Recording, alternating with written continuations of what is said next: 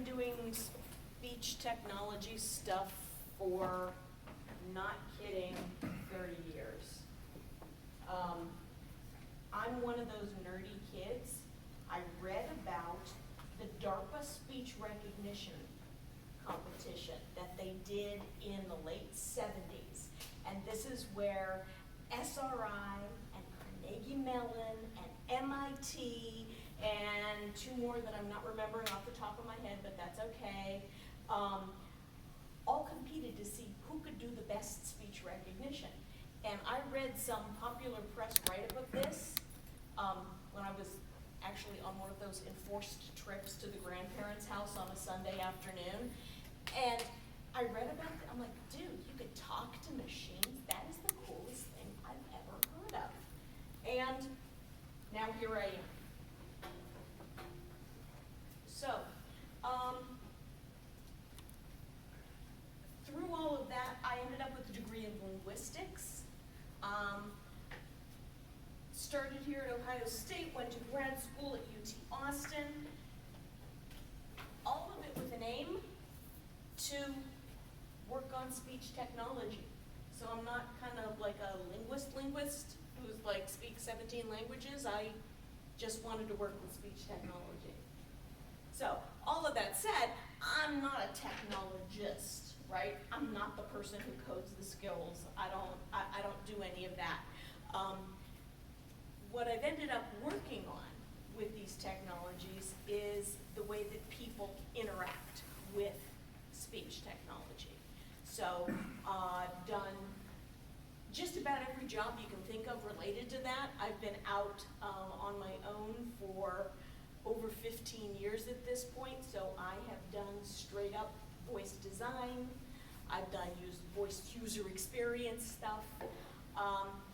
My true love is doing user research, evaluation with people, so actually interacting with people, see what their reactions and opinions are working with this technology. It's always the best thing because y'all are mostly engineers, right?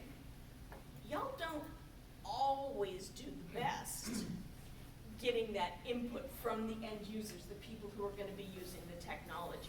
But what I have found is if somebody like me goes out and gets that input, you guys are like so wildly grateful. Engineers like to build stuff that works for people. So that's a main thing I do. As Paul said, Paul and I have known each other for a long time. I got invited by Bradley Matrock to give the contrarian speech at Project Voice. And that's because, I don't know, I think Bradley immediately sensed I have a bad attitude or something. But you know, kind of, I guess I would say contrarian speech, but from a place of deep optimism, which sounds kind of weird, I guess. Hang on. Let's see if this will actually go. Hey. So that was the title of the talk.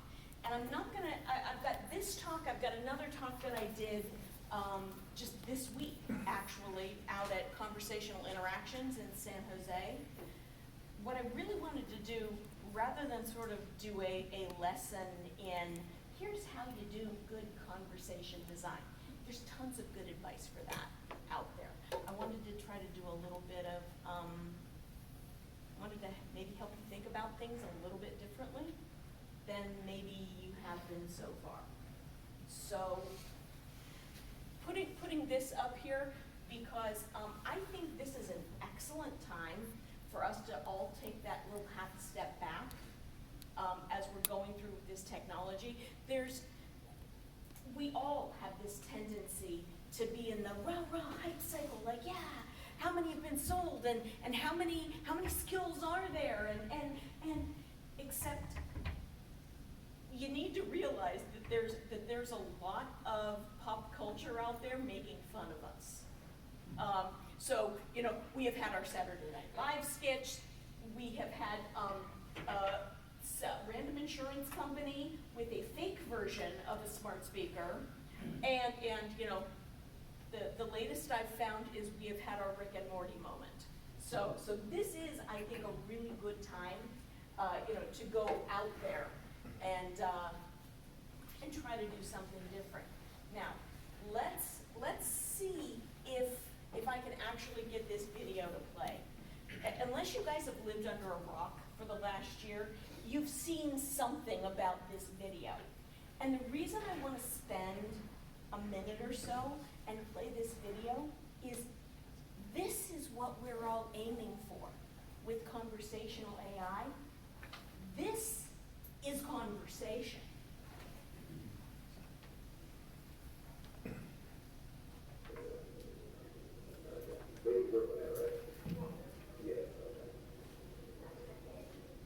Did you understand it though? No.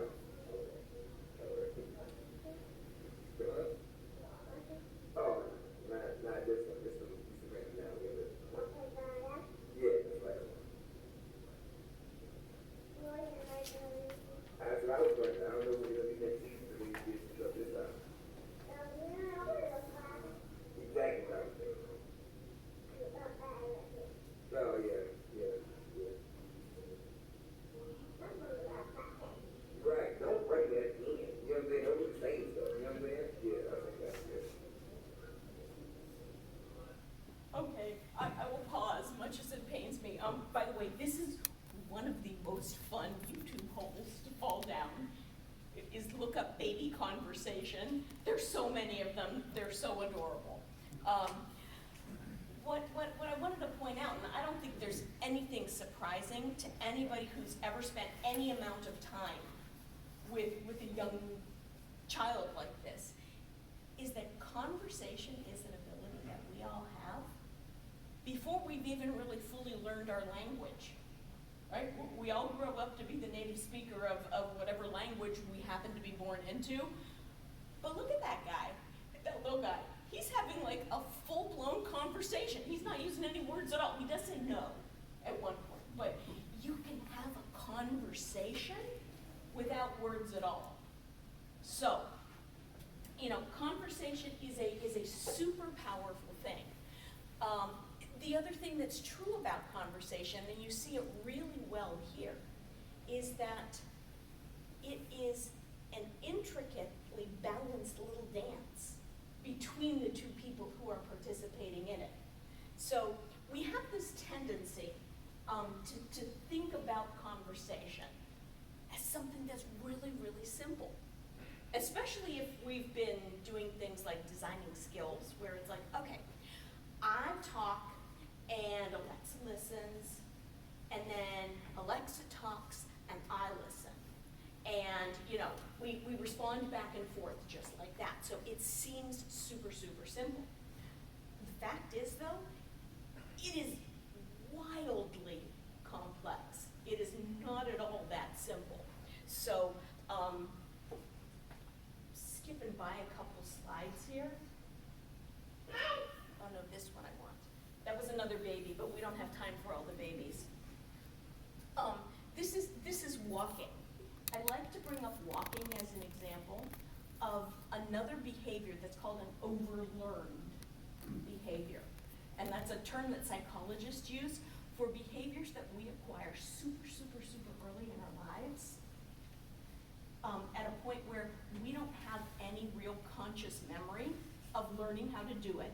We do it without somebody specifically teaching us, and we're surrounded by it, right? We sort of live in the soup of this behavior for our entire lives. So in the same way that walking, you know, if I'm gonna tell you about it, it's like, yeah, pick up this foot and move it along, and then pick up that foot and I move it along. But if you look at it biomechanically and the range of different muscles that need to fire in this precision-timed way in order to achieve this bipedal gait, you're like, oh, well, it seems simple to me, but it's really not. And the exact same thing is actually true about conversation. So this guy's my new hero. His name's Nick Anfield. Kind of looks like Paul with glasses on, but you know, he doesn't sound like you though. He's Australian. idea here is that conversations are things that you have to think about as a collaborative activity and a precision timed one. I will try to not drop too many facts on you, although it's like my favorite thing to do. Precision timed, get this. If you look at tens of thousands of conversation, like this guy did, across dozen or so languages, the average amount of silence between when one person finishes talking and the next person starts, across all the languages of the world, 250 milliseconds. That's a quarter of a second. Think about how fast that is. Now here's the thing that's super cool about that quarter of a second fact. If you so we know how fast neurons can send information back and forth, right? I mean, it's an electrical signal moving in our brains.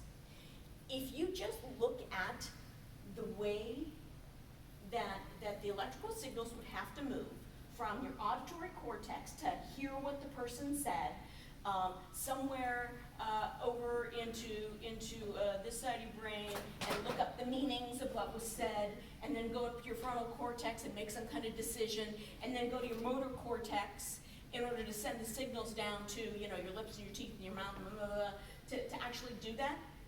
The very fastest that could possibly happen is somewhere over 600 milliseconds. And that's like, if it's like as fast as it could possibly go. So what this means is our intuition that, well, I'm listening to you talk to me, and then I figure out what I'm gonna say. It absolutely cannot be true. We have to already be planning what we're about to say next before the other guy's even finished what they're saying. So there is a ton of data out there like this that speaks to the way conversations work for human beings. And you might ask me, rightly, well, what the heck does that have to do with my Alexa skill? And actually, it has a lot to do with it. And here's how I want to make that connection. Let me come over here and see if I have a slide I want to show you about this connection, and I think I don't right this minute. I'm not going to hunt around for it.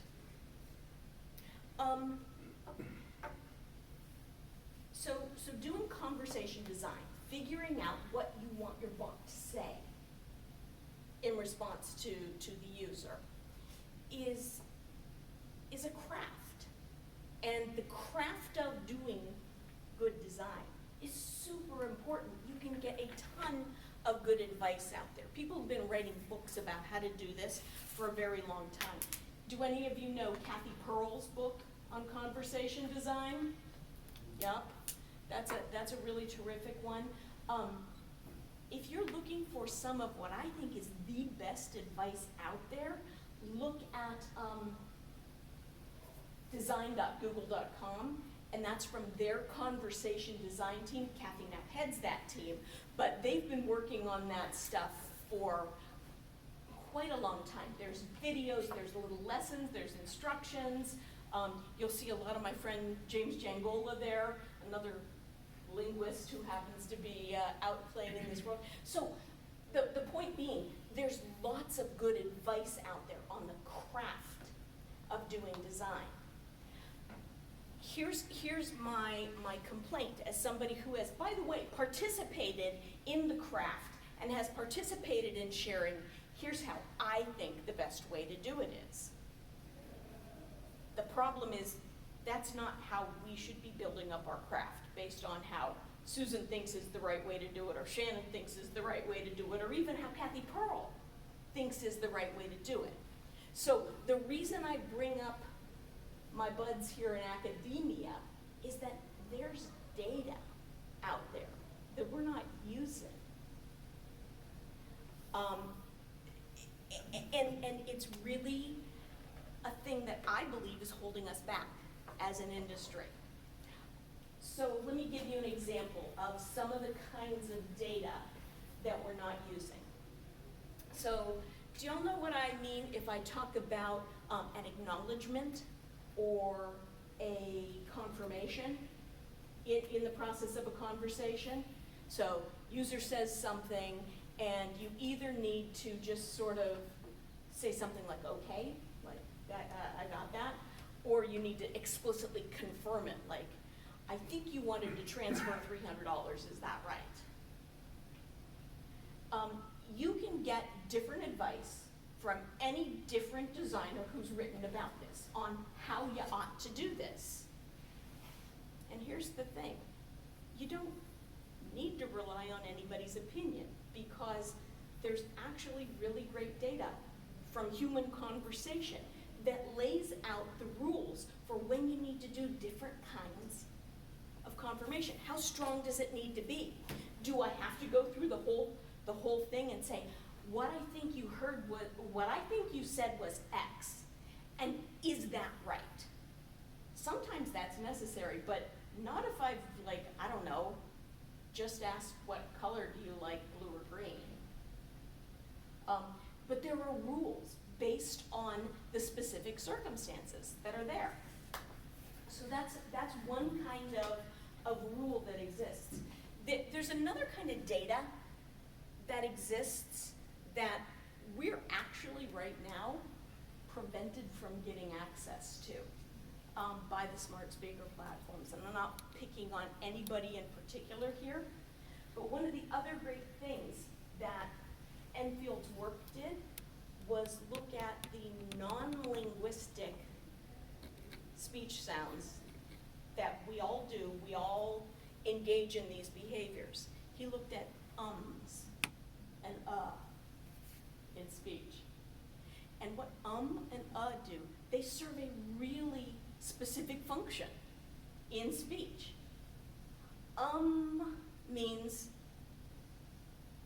I'm thinking, hang on, I'm not ready to give up my turn in the conversation. Is much weaker. Means, you've asked me a question, and I may not have enough information to answer that question. So, it's okay for you to interrupt me if I'm saying, if I say, oh, you might need to know X to make your decision. That's okay with an but not with an And why can't we get access to this if we're dealing with smart speakers? It's because we don't get access to the audio. What we get is cleaned up transcriptions. And cleaned up transcriptions get rid of things like ums and uhs, because they mess things up. It's presumed that, well, those aren't words, that doesn't mean anything, except they do. And there's other kinds of data that we lose from the acoustic signal in a similar kind of way. If you look at responses that are either a positive response or a negative response to the same question, what you can show experimentally is that yes responses come twice as fast as no responses.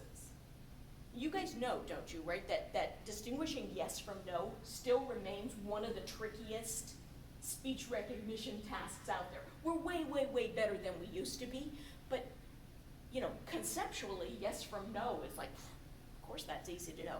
But acoustically, it can still be really tough, especially when people say stuff like, nah, or yeah. They're really not that different.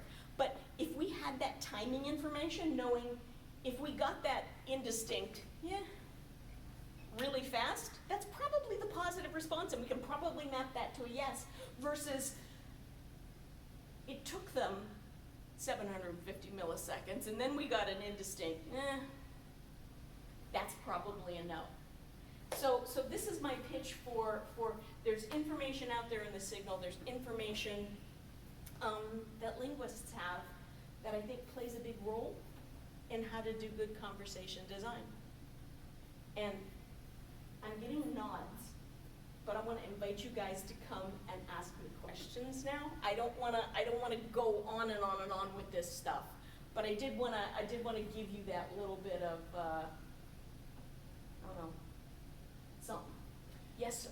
So because machines don't have that ability to think ahead as humans do, where humans are hearing ahead Yep. and developing their response before the question or the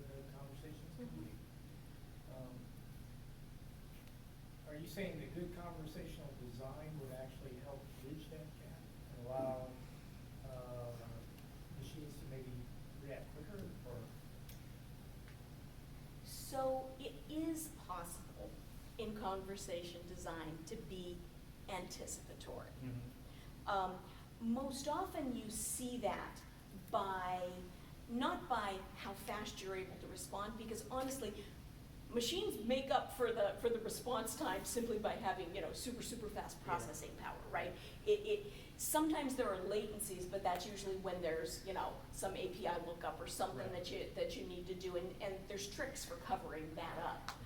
But I think that when you talk about a conversation design being built in like a proactive or an anticipatory way, it's by understanding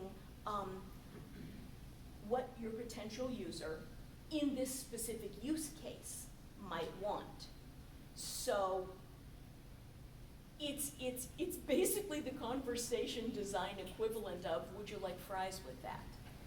Meaning, you've asked me for one thing, a burger, and there's this other thing that goes right along with that, and that's the fries, right? So that's one of the ways I think that being proactive, being anticipatory is best done in conversation design.